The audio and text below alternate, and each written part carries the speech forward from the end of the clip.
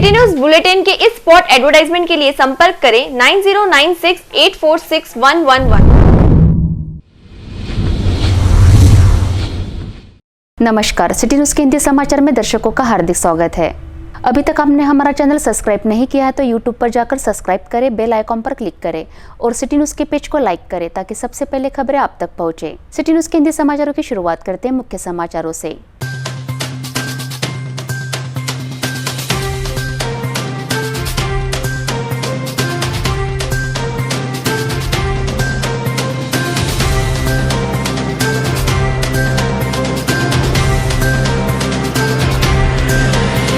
आपने मुख्य समाचार देखे, अब लेते एक छोटा सा ब्रेक।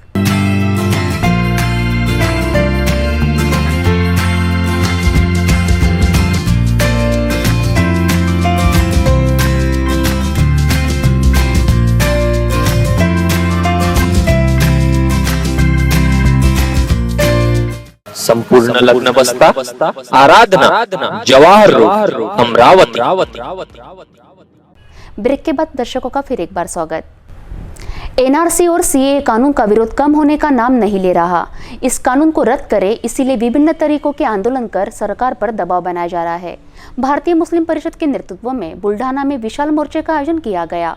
इस मोर्चे को जमीयत उलमाए हिंद, जमाते इस्लामी, महामानव ग्रुप संगठन, आजाद हिंद संगठन व अन्य संगठनों ने समर्थन दिया है। केंद्र सरकार द्वारा एनआरसी और सीएए नया कानून लाने के बाद ये कानून से मुस्लिमों को निशाना बनाया जा रहा है, ऐसा आरोप करते बुल्ढाना शहर में विशाल मोर्चे का आयोजन किया गया। भारतीय मुस्लिम परिषद के नेतृत्व में बुल्ढाना के ईदगाह से हजारों की संख्या में मोर्चे ने शुभारंभ करते संगम चौक, जयस्तंभ चौक, कारंजा चौक होते हुए जिलाधिकारी कार्यालय पहुंचा।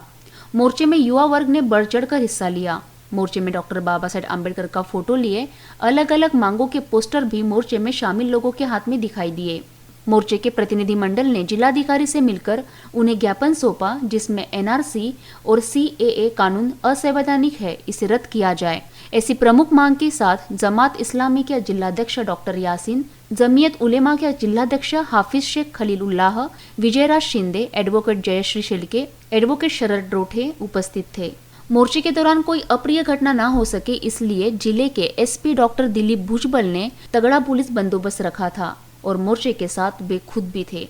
या नावाने जो कायदा या देशामध्ये आणलेला आहे, हा कायदा या देशाच्या संविधानाच्या विरोधामध्ये आहे आणि जाती धर्माच्या नावावरती नागरिकत्व नाकारणे म्हणजे या देशामध्ये विष पेरून, जातीयतेचं विष पेरून जातीमध्ये असुरक्षिततेचं आणि द्वेषाचं वातावरण निर्माण करण्याचा हा डाव आहे किंवा हा एक षडयंत्र आहे असं मला आवर्जून सांगावंसं वाटते।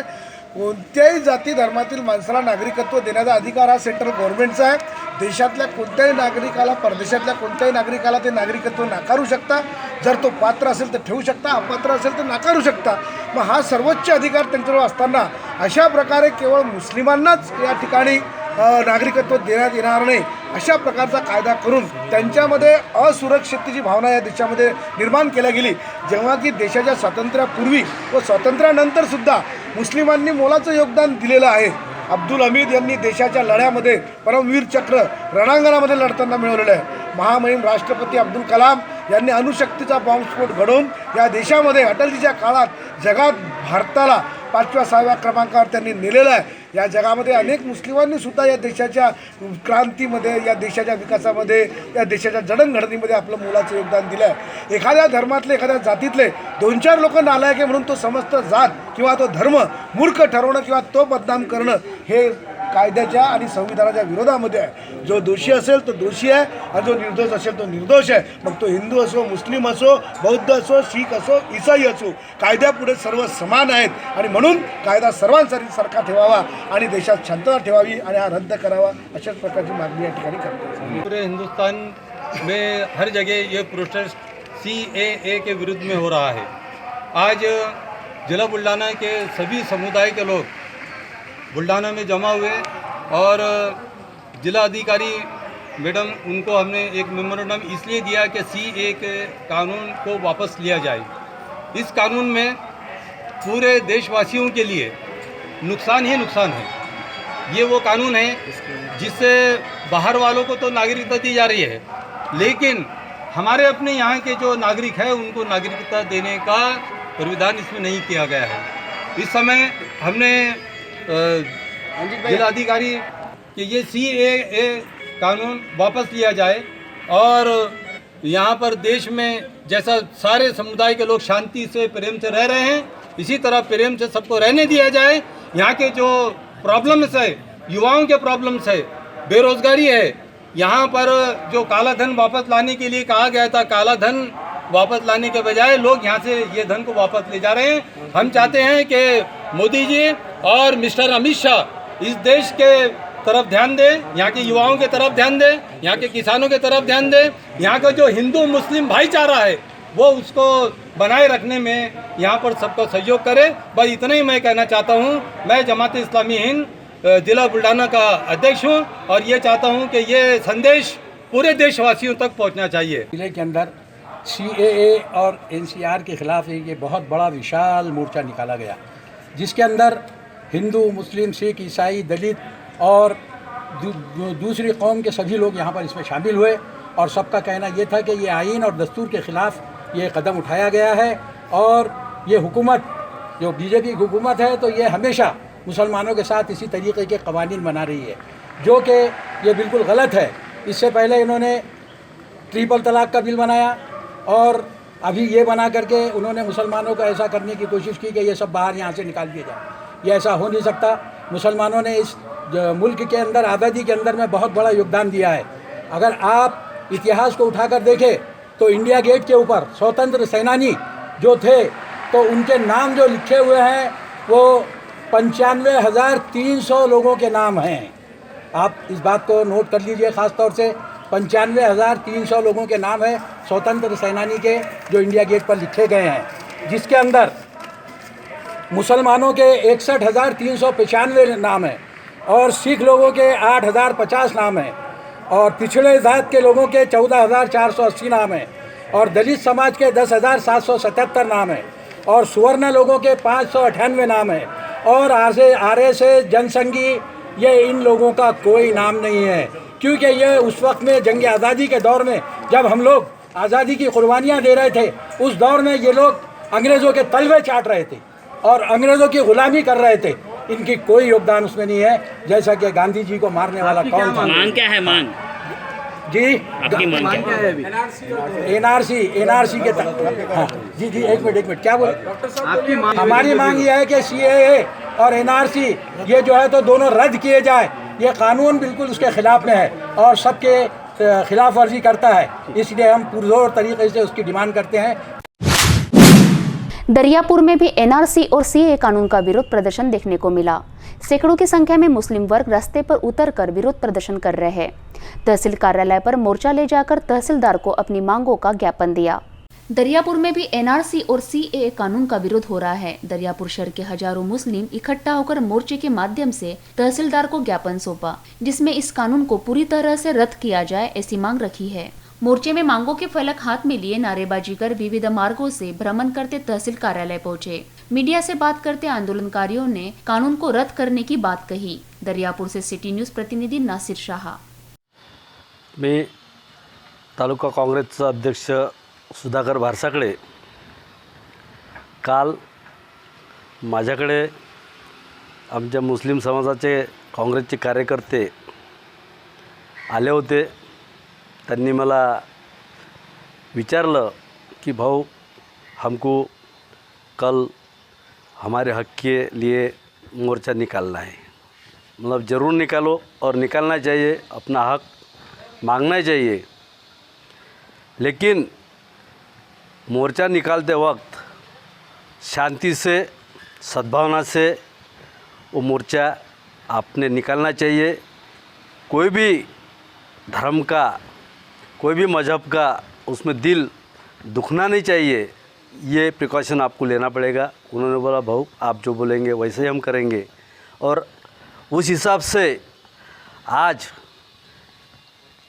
बाबली से लेके दरियापुर तक और पूरे तालुके के मेरे सब मुस्लिम भाई इकट्ठा हुए और इतर अदर समाज के भी लोग उसमें शामिल हुए। उसमें तालुका कांग्रेस कमेटी के लोग भी थे, पदाधिकारी भी थे और सभी समाज के बांधव उसमें मोर्चा में शामिल हुए।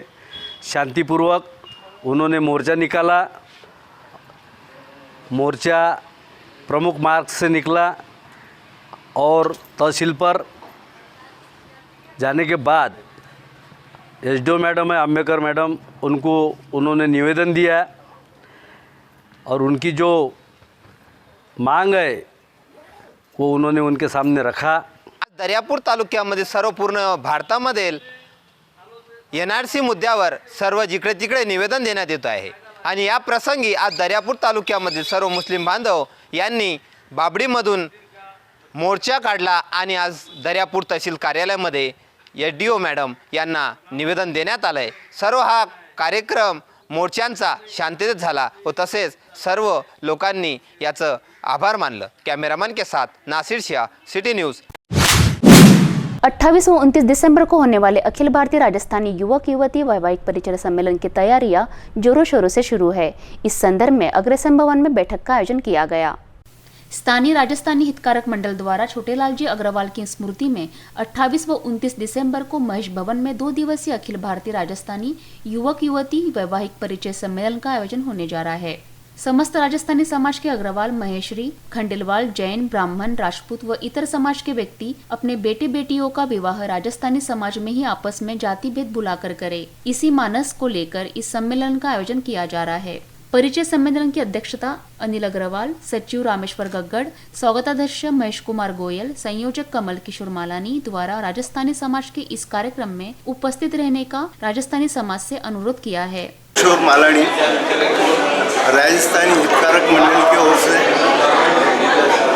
अखिल भारतीय राजस्थानी परिचय सम्मेलन का आयोजन किया जा रहा है, जिसके अध्यक्ष श्री अनिल जी अग्रवाल है, सचिव रामेश्वर जी गग्गड़ है तथा मैं संयोजक करके कमल किशोर मालानी हूँ। हमारा उद्देश्य यही है कि राजस्थानी समाज का हर बंधु राजस्थानी समाज से जुड़े और सारे कार्यक्रमों में एक साथ रहे। हमारा ये मुख्य उद्देश्य है कि राजस्थानी समाज में परिचय सम्मेलन करने का मुख्य उद्देश्य यह है कि हम चाहते हैं कि हमारी बेटियां राजस्थानी समाज में बह जाए। वो माहेश्वरी अग्रवाल से करे, अग्रवाल खंडेलवाल से करे, खंडेलवाल शर्मा वर्मा से करे, सभी वर्ग के लोग राजस्थानी समाज में साझा करें। यही हमारा मुख्य उद्देश्य है और यही उद्देश्य को लेकर हम चलते हैं। आप सब महानुभाव का इसमें साथ होना, सारा समाज हमारे साथ जुड़े, यही हम अभिलाषा करते हैं। जय श्री कृष्णा। राजस्थानी महिला मंडल के अध्यक्ष उमा व्यास राजस्थानी महिला मंडल द्वारा 2019 में राजस्थानी परिचय सम्मेलन महोत्सव का आयोजन किया गया है। 28 से 29 दिसंबर महेश भवन बडनेरा रोड पर यह कार्यक्रम आयोजित किया गया है। इसमें सभी कास्ट सम्मिलित है। 5 कास्ट अग्रवाल, जैन, महेश्वरी, खंडेलवाल और ब्राह्मण कास्ट का मिलकर परिचय सम्मेलन का आयोजन किया गया है। इसमें सभी से मेरी विनती है कि ज़्यादा से ज़्यादा लोग उपस्थित रह कर ज़्यादा से ज़्यादा इसमें अपना योगदान दें। जय श्री कृष्णा। मैं सचिव उर्मिला कलंत्री, राजस्थानी महिला मंडल। 28-29 दिसंबर को एक ऐतिहासिक पहल है, राजस्थानी परिचय सम्मेलन हो रहा है। इसमें सभी तरफ से हमको अच्छा प्रोत्साहन मिल रहा है। धन्यवाद। मैं सुरेश साबू, राजस्थानी हितकारक मंडल द्वारा आयोजित अखिल भारतीय युवक युवती राजस्थानी परिचय सम्मेलन की सभा आज अग्रसेन भवन में होने जा रही है। इस सभा के अंदर 28 और 29 दिसंबर को राजस्थानी परिचय सम्मेलन का आयोजन महेश भवन में किया गया है। इसकी संपूर्ण तैयारी के लिए आज की सभा का आयोजन किया गया है। आज की सभा में विशिष्ट विभिन्न कमेटियों के पदाधिकारी उपस्थित हैं। उन सभी कमेटियों के पदाधिकारियों से अपनी अपनी क्या क्या व्यवस्था की गई है, इस सभी की जानकारी सभा के सामने रख रहे हैं। आजाद हिंद मंडल में स्वर्गीय हरिभाऊ कलौती की स्मृति में विदर्भ स्तरीय शरीर सौष्ठव प्रतियोगिता का आयोजन किया गया। इस प्रतियोगिता में विदर्भ के बॉडी बिल्डरों ने अपना हुनर दिखाया। स्वर्गीय हरिभाऊ कलोती के स्मृति दिवस पर प्रतिवर्ष आजाद हिंद मंडल में अमरावती महानगर पालिका तथा विदर्भ बॉडी बिल्डर एसोसिएशन के संयुक्त तत्वाधान में विदर्भ स्तरीय शरीर सौष्ठव स्पर्धा का आयोजन किया जाता है। उसी परंपरा पर कायम रहते 21 दिसंबर बुधवार स्थित पुसदकर सांस्कृतिक मंच पर बॉडी बिल्डर्स का शो प्रारंभ हुआ, जिसमें विदर्भ स्तर के तमाम बॉडी बिल्डरों ने मंच पर अपने शरीर सौष्ठव के हुनर दिखाए, जिसमें तीसरी बार हैट्रिक बनाते विजय भोयर ने अपनी कड़ी मेहनत से आजाद श्री का खिताब अपने नाम कर लिया तथा इस कार्यक्रम में महापौर चेतन गावंडे के साथ संजय खोड़के, विलास इंगोले, चेतन पवार, प्रशांत डवरे, आशीष अतकरे, पूर्व सांसद अनंतराव गुड़े, किशोर शेड़के, प्रमोद महल्ले, विवेक कलोती, चंदू पवार आदि प्रमुख रूप से उपस्थित थे।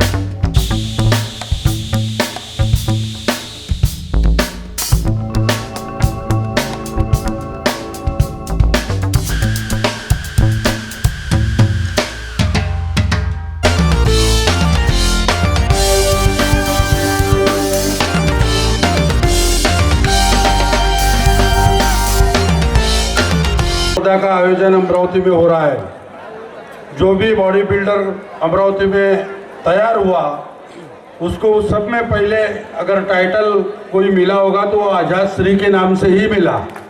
ये बड़ी खुशी की बात आहे आणि खऱ्या अर्थानं राष्ट्रीय एकात्मता जोपासण्याचं काम या क्रीडा क्षेत्राच्या माध्यमातून होत असते हे सुद्धा आवर्जून मी या कार्यक्रमाच्या निमित्तानं सांगितलं पाहिजे। या स्पर्धा घेण्याच्या मागे खऱ्या अर्थानं उद्देश आहे की स्वर्गीय हरिभाऊ कलोती जे अखेरचे नगराध्यक्ष होते त्यांना सुद्धा व्यायामाचा खूप छंद होता आणि जे व्यायाम करत होते, क्रीडा क्षेत्रात काम करत होते, अशा तरुणांना खऱ्या अर्थानं सहकार्य करण्याचं काम त्यांच्या नेतृत्वाच्या माध्यमातून त्या काळामध्ये खऱ्या अर्थानं घडलं। आणि आजही या स्पर्धेच्या मागचा पवित्र उद्देश हाच आहे की तरुण पिढीला व्यायाम करण्याचा छंद लागला पाहिजे। हर नौजवान साथियों ने एक्सरसाइज करनी चाहिए, उसने खेलना चाहिए, कूदना चाहिए और अपना शरीर अच्छा रखना चाहिए। खऱ्या अर्थानं सर्वांगीण विकास जर खेळाडूचा किंवा तरुण मुलांचा होत असेल तर त्यांनी अभ्यासही केला पाहिजे, शिकलंही पाहिजे आणि खेळलंही पाहिजे, तेव्हा सर्वांगीण विकास खेळाडूंचा आणि तरुण पिढीचा होत असतो। अमरावती महानगरपालिका या अनेक वर्षापासून या शहराला विदर्भामध्ये खऱ्या अर्थानं अमरावतीला सगळ्या क्रीडा क्षेत्राची खऱ्या अर्थानं नगरी म्हटल्या जाते आणि अमरावतीतलं क्रीडा क्षेत्र जिवंत राहावं या पवित्र उद्देशाने आम्ही महापौर असतानापासून त्याच्या आधीपासून कोणी क्रीडा क्षेत्राचं आयोजन केलं तर त्याला महापालिकेच्या वतीनं 3 लाख रुपयाची मदत हे होत असते। त्याबद्दल महापालिकेच्या सर्व पदाधिकाऱ्यांचं आणि नगरसेवकाचं आझाद हिंद मंडळाचा एक पदाधिकारी आणि कार्यकर्ता म्हणून मी मनापासून अभिनंदन आणि स्वागत करतो। या ठिकाणी संजू भाऊ तुम्ही मागच्या वर्षी आले आणि सगळ्यांचा आग्रह होता की याही वर्षी तुम्ही आलं पाहिजे. तुम्ही नागपूरचं अधिवेशन आटोपला आणि ताबडतोब या कार्यक्रमासाठी आपण उपस्थित झाला, म्हणून मी मनापासून खोडके साहेब तुमचं अभिनंदन करतो आणि सगळ्यांना विनंती करतो की सगळ्यांनी संजू भाऊचं टाळ्या वाजून अभिनंदन आणि स्वागत केलं पाहिजे. महापौर साहेब तुम्ही या नगरीचे महापौर म्हणून विराजमान झाले आणि या कार्यक्रमाला उपस्थित राहिले म्हणून तुमचंही मनापासून अभिनंदन आणि स्वागत करतो. सर्व पाहुण्यांचं मनापासून या ठिकाणी अभिनंदन आणि स्वागत. आणि दरवर्षी या स्पर्धा अशाच सतत कायम या ठिकाणी आयोजित मंडळाच्या वतीनं केल्या जाईल.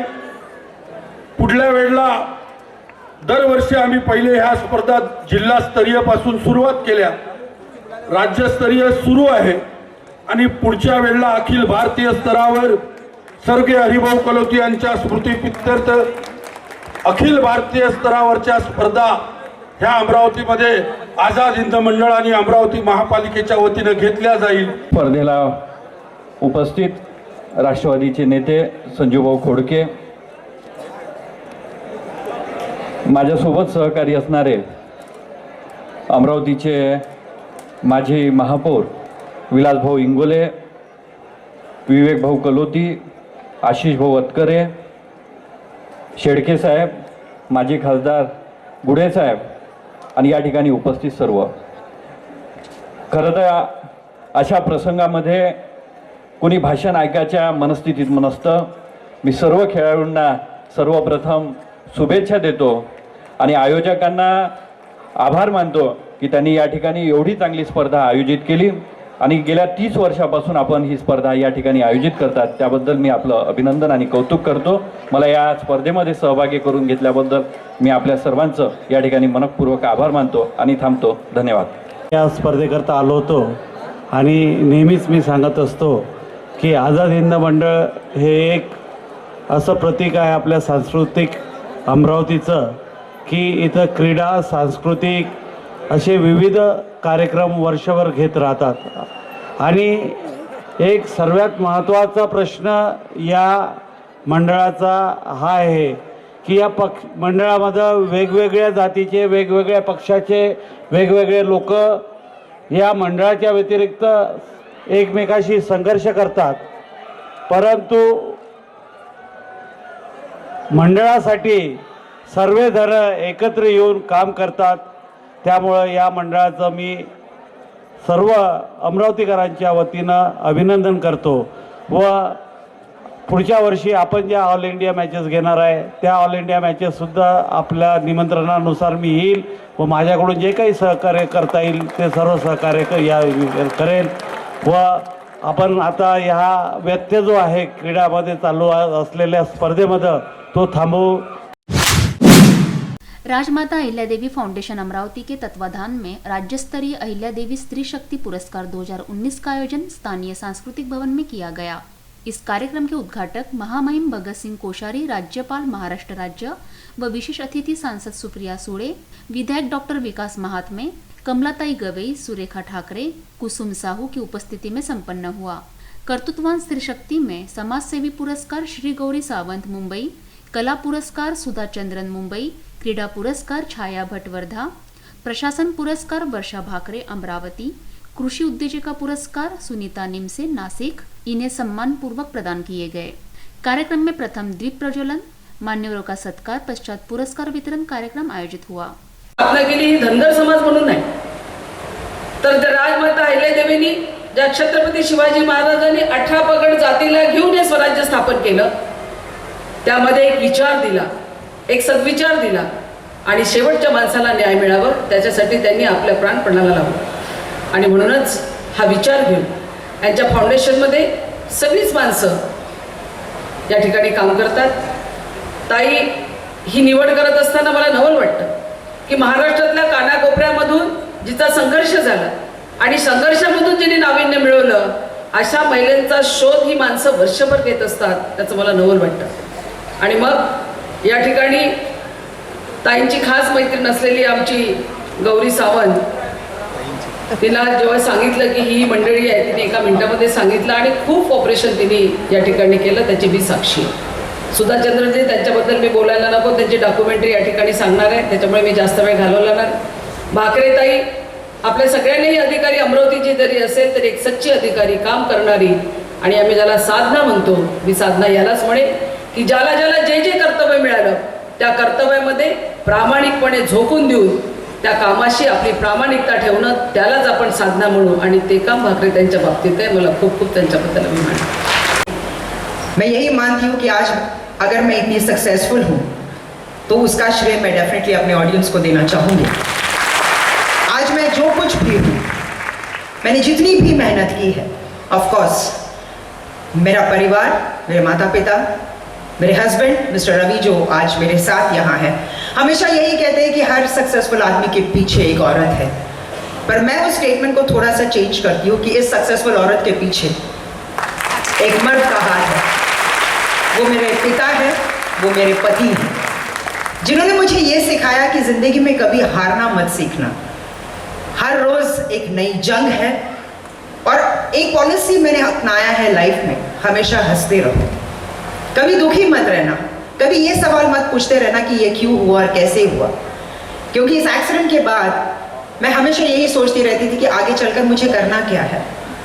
और ये समाज मुझसे हमेशा एक ही सवाल पूछता रहता था कि क्या तुम कर पाओगी, कैसे करोगी, क्यों करोगी. ये क्यों कैसे ये सवाल सुन सुन के मैं थक गई थी, और वहाँ मैंने एक फुल स्टॉप लगाया और मैंने प्रूव किया कि हाँ मैं ये कर सकती हूँ. पुरुष प्रथम ज्याला आपण गव्हर्नर म्हणतो ते, आणि सगळ्यात शेवटची असलेली मी. किती छान वाटतंय ना. हा, जसं आपण रांगोळीला टिपके काढतो तसं आज झाल्यासारखं वाटलं की रेषा जोडत गेल्या, आणि मधला मध्यांक साकणाऱ्या आपल्या सुप्रियाताई, मी बटन लावत नाहीये, मी खरंच सांगते, मी फक्त 6 वर्षाची आहे. कारण की 2014 सुप्रीम कोर्टामध्ये मी जेव्हा पेटिशन केली तेव्हा मला माहिती नव्हतं की काय होईल माझ्याबरोबर, आणि 2014 भारत सरकारने मला माझी लिगल आयडेंटिटी दिली. तुम्ही इकडे सगळ्यांना मला सांगावं वाटतं की मी फक्त 6 वर्षाची आहे, त्यामुळे काही चुकलं तर प्लीज माफ करा मला. कारण की तुम्ही मला आत्तापर्यंत रस्त्यावरती टाळ्या वाजवताना, नागडं होताना पाहिलं होतं, माझ्यातला नेहमी आक्रोश पाहिला होता, पण तो कुठेतरी बदलत चाललाय. माझी फक्त एवढीच एक समाजाकडून अपेक्षा आहे की ह्या दरी मिटण्यासाठी मी 2 पावलं पुढे आलेली आहे, तुम्ही केलं पाहिजे. सर, माझ्या खूप छोट्या आणि माफक अपेक्षा आहेत. एक म्हणजे महाराष्ट्रामध्ये वेलफेअर बोर्ड झालं पाहिजे, कारण की शिक्षण, अन्न, वस्त्र, निवाराच्या पलीकडे सुद्धा माझ्या लैंगिक गरजा आहेत, माझी ओळख आहे, आणि त्यामुळे मला प्रत्येक ठिकाणी सामावून घ्यावं अशी माझी एक माफक अपेक्षा आहे. आणि केवळ शक्य होईल की मला माझे अधिकार जर तुम्ही दिलेत तर होईल. म्हणजे पुन्हा मी तुमच्याकडे दानच मागते. मला आयुष्यात माझा पुन्हा शिखंडी करायचं. राज्यस्तरीय अहिल्यादेवी स्त्री शक्ती पुरस्काराच्या आयोजनाच्या अनुषंगाने या ठिकाणी उपस्थित असलेले, आमच्या छोट्याशा कार्यक्रमाला का होईना आमच्या निमंत्रणाचा मान ठेवून या ठिकाणी उपस्थित असलेले आमचे राज्याचे महामहिम, आपल्या राज्याचे महामहिम भगतसिंग कोश्यारी साहेब,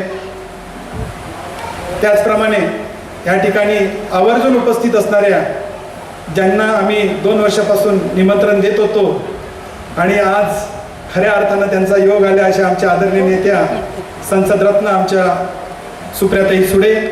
आज स्त्री शक्ति पुरस्कार के लिए आयोजित इस कार्यक्रम में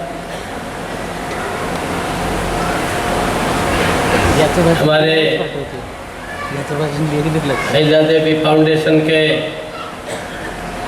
अध्यक्ष भाई संतोष जी, उनके सभी साथीगण, आदरणीय कमलाताई गवई जी, जिन लोगों को पुरस्कृत किया गया है, और मुझे ऐसा लगता है कि आप लोगों को देख कर के ये जो सब बैठे इनको पुरस्कार पाने की इच्छा भले ही नहीं होगी, किंतु जो अच्छा काम कर रहे हैं उनको पुरस्कार देने की इच्छा तो हर किसी के मन में आ गई होगी. तो ऐसे हमारे सभी यहाँ उपस्थित भाइयों और बहनों, ये बहुत मेरा सौभाग्य है. महाराष्ट्र जैसे राज्य में सेवा का मुझे अवसर मिला है, और ये भी किसी जन्म का पुण्य होगा, नहीं तो सुप्रिया तो ज़्यादा लिफ्ट भी नहीं देती थी, इसके पिताजी तो देते थे। शरद जी हमारे बड़े भाई मेरे से 1 साल बड़े हैं। आज सौभाग्य मैं इनके राज्य में हूँ और थोड़ा इनसे डर डर के भी रहता हूँ कि भाई कहीं गलती न हो जाए।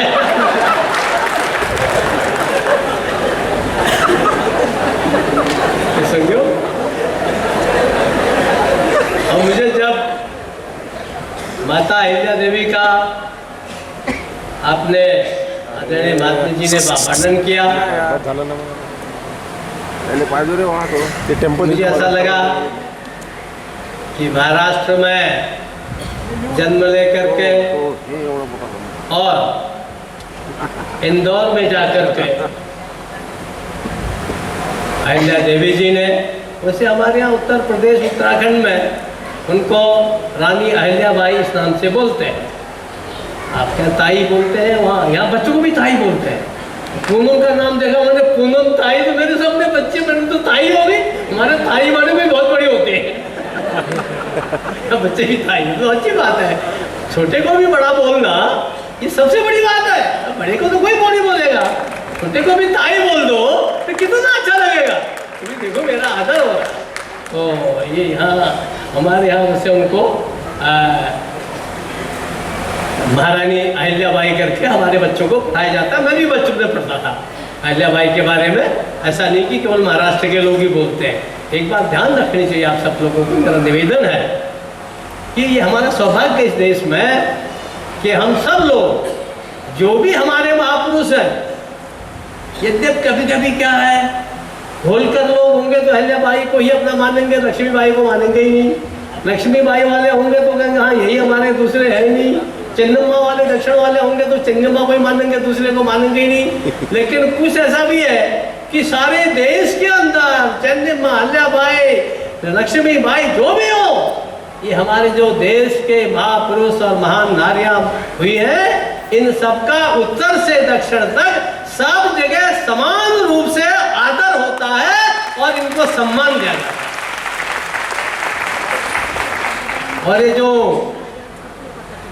अहिल्याबाई, अहिल्या देवी जी, आपके यहाँ तो मध्य प्रदेश में और आपके इधर उनके बारे में प्रचलित है कि किस प्रकार से रूढ़ी तोड़ करके, अभी गौरा देवी क्या नाम था जो लास्ट में बोल रही थी, गौरी ना, हाँ गौरी, गौरा थोड़ा थोड़ा तो याद रहता है, तो गौरी जी बोल रही थी।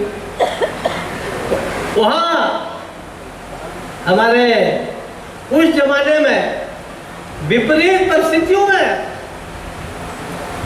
उस समय जब उनके पति मर गए, राजा मर गए, तो उन्होंने कहा मैं तो सती हो जाती हूँ। उस जमाने में सती होने में बहुत ही बड़ा माना जाता था। हाँ वो एक जमाना था, जैसे आजकल सिनेमा देख रहे बहुत अच्छा मानते हैं लोग। अभी कह रहे पिक्चर आएगी तो सब इसीलिए बैठे हैं, जब तक देखेंगे नहीं तब तक जाएंगे नहीं। क्या छाया, क्या बढ़ रहा छाया ना, हाँ महापुरुष हुए हैं, जो हमारी महान नारियां हुई, वीरांगनाएं हुई। मैं सोचता हूं कि हमको उनका बार बार स्मरण करना चाहिए। हमारे देश में आजकल कुछ लोग ऐसे भी जो कहते हैं नहीं पुराने इतिहास को क्यों पढ़ते हो, पुराने खड्डे क्यों खोदते हो। मैं कभी कभी भी कहता हूँ खड्डे इसलिए खोदता कि तुमको डालना है उसमें। अरे कि पुराना इतिहास नहीं देखेंगे, अब पुराना इतिहास जिसको पता नहीं होगा। अब इनके पूज्य पिताजी है मेरे बड़े आदरणीय है, मेरे दोस्त भी है, मित्र भी है, बड़े भी मेरे से 1.5 साल। तो आप उनको, हम शरद जी को क्या कहते हैं, मराठा सरदार बोलते हैं ना, समझे बोलते हैं, क्यों बोलते हैं? इसलिए कि उसके पीछे एक इतिहास है, बड़ा लंबा इतिहास है, लोगों का बलिदान है, लोगों की वीरता है, शौर्य है, इसके कारण से बोलते हैं। इसलिए उस इतिहास को हम जागृत रखें, जीवित रखें, उससे हम लोग प्रेरणा लेते रहें, हमारी भावी पीढ़ी प्रेरणा लेती रहे। ये बहुत आवश्यक है। जो खराब चीजें हैं उनसे गलत काम नहीं करना चाहिए, ऐसा नहीं करना चाहिए, वो भी सीखना चाहिए, परंतु जिसके कारण से हमको प्रेरणा मिलती है ऐसे चीज़ों को लेना चाहिए। और मैं भाई संतोष को और विकास जी को, आपका नाम क्या के महात्म्य है, आपने ये पुण्य करके महात्मा ही बन गए आप लोग, इसलिए भी मैं और आपके कई लोगों को, भट्टा जी लोगों को बहुत बधाई देता हूँ कि इतना पुण्य कार्य आप लोग कर रहे हैं ऐसे समाज में जो काम करते हैं। सचमुच क्या है कि आप हम लोग तो मनुष्य है, पशु और पक्षी, उसको भी जरा साहस बढ़ा दो, उसका भी उत्साह वर्धन कर दो, इनकरेज कर दो, तो वो भी इतना ज्यादा काम करता है। गाय को भी जब पीठ में हाथ रखते ना, मैं तो गांव का आदमी हूँ, उसने तुम क्या जानते हो, सुप्रिया गाय ना, मैं जानता हूँ, गाय पाल रखी है ना, तो प्यार से हाथ रख दो, ठीक से उसको घास के सामने रख दो, तो दूध अगर वो 1 किलो देने वाले होगी तो 1.25 किलो देने लगती है, क्योंकि स्नेह में लोगों को एक बड़ा ताकत होती है, शक्ति होती है। और ये जो आज हम सब लोग इस प्रकार का आदर देते हैं, सम्मान देते हैं, ये कोई एक छोटा सा आपको मोमेंटो दे दिया, अब हमारी छाया बटना छाया राजमाता अहिल्या फाउंडेशन महाराष्ट्र राज्याद्वारे अहिल्यादेवी स्त्री शक्ती पुरस्कार या कार्यक्रमासाठी आवर्जून उपस्थित राहिलेले जे आत्ताच गेल्याशे महाराष्ट्राचे महामहिम गव्हर्नर साहेब पैकी दोघी अशा आहेत ज्या अनेक वर्ष ज्यांच्याबरोबर मला काम करायची संधी मिळाली, अशी गौरी आणि सुनीता निमसे। मला अभिमान आहे आणि माझं भाग्य की मला तुमच्या दोघींबरोबर काम करायची संधी मिळाली आणि माझा विश्वास आहे की बाकीच्या तिघींबरोबरही काम करायची आता संधी मिळेल। पण मला अनेक वेळा लोक विचारतात की तुम्ही एक महिला आहात, तुम्ही राजकारण आणि संसार हे सगळं कसं करता? तुमच्यासारख्या असंख्य महिलांचा आदर्श ठेवून मी माझ्या आयुष्यातल्या प्रत्येक संघर्षाला तोंड देत असते आणि त्याचबरोबर आज उपस्थित अनेक महिला आहेत ज्यांना मी जर विचारलं की तुम्ही काय करता, त्या म्हणल्या मी काहीच करत नाही, मी घरीच असते। असं उत्तर आज नंतर प्लीज देऊ नका। कुठलीही महिला मी घरीच असते असं नसतं, ती घरी असते कारण का तिला आमच्यासारखी संधी कदाचित मिळालेली नसते आणि ती घरी जो त्याग आम्ही केला नाही त्याच्यावर मोठा त्याग करून तिचा नवरा मुलं संसार हा अतिशय कौतुकाने करते आणि तिचा नवरा कामावर जाऊ शकतो कारण का एक कर्तृत्ववान महिला त्याच्या घरात असते। त्याच्यामुळे आज उपस्थित व्यासपीठावर महिलांचं तर कौतुक आहेच, पण समोर तुमच्यासारख्या असंख्य महिला ज्या आज या कार्यक्रमाला आल्या आहेत तुम्हाला मानाचा मुजरा करते, कारण आज ज्या समाजात आम्ही राहतो त्या समाजात असंख्य महिलांच्या मनातल्या इच्छा असतात पण त्यांना संधी मिळत नाही आणि माझं स्वतःचं मत आणि अनुभव असा आहे कि प्रत्येक महिलेमध्ये एक लीडर असतो। तालियां बजा सकते हैं। अमरावती आपका सपोर्ट, आपका प्यार, आपका दुलार राजमाता अहिल्यादेवी फाउंडेशन अमरावती को हमेशा मिलता रहा है, आगे भी इसी तरह मिलता रहे, हम ऐसी उम्मीद करते हैं। कार्यक्रम अभी समाप्त नहीं हुआ। ये समाचार यही रुकते, फिर एक बार मुख्य समाचारों की ओर।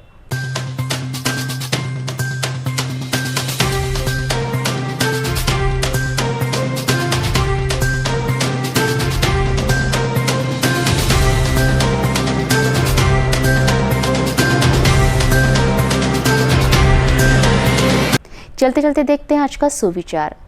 प्रशंसा से पिघलना मत और आलोचना से उबलना मत। अगर आप हमारा चैनल टीवी पर नहीं देख पा रहे हो तो तरोताजा समाचार देखने के लिए यूट्यूब पर जाकर सब्सक्राइब करें, बेल आइकॉन पर क्लिक करें। आप फेसबुक पर भी ताज़ा समाचार देख सकते हैं। आप फेसबुक के पेज को लाइक करें, साथ ही आप व्हाट्सएप पर भी ताज़ा समाचार देख सकते हैं। समय हो चुका आपसे विदा लेने का। आपको कोई जानकारी या सूचना देना हो तो आप हमें इस पते पर संपर्क कर सकते हैं। हमारा पता सिटी न्यूज़ कार्यालय, मातुश्री आर्केड, सहकार भवन के सामने, मोर्शी रोड, अमरावती। हमारा फ़ोन नंबर 9403620111 और वेबसाइट है www.citynews.net.in। सही निर्भय समाचारों के लिए देखते रहिए सिर्फ सिटी न्यूज़ चैनल।